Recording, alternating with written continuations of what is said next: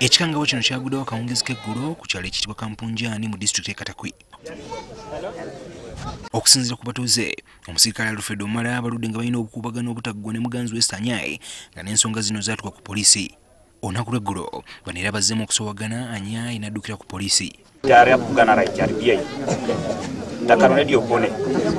Wabula bino byagudde mu matu g'Omara okulumba omusirikale munne Nandutu ono yosiwa ekitundu kino saako ne Julius Emeru muganzi gye badde addukidde nakuba amasasi agabatiddewo. Anyayi n'eteyali sumatuse. Ono oluvanyuma yadduse n'ava mu kifo kino n'ayolekera ekyalo Busina era naye n'ekuba essasi.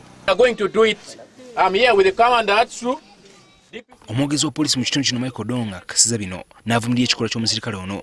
He packed all the magazine in his bag. Then he came out, he started spraying bullets, where he started with the OC was seated outside and the colleague.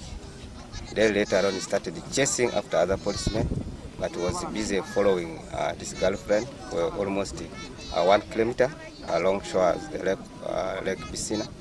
And thereafter he struggled with her and shot her in the water, and then he shot himself. Emirambo gyatwaliddwa mu ggwanika mu ddwaliro ly'e Katakwi, enteekateeka z'okuziika bwe zigenda mu maaso.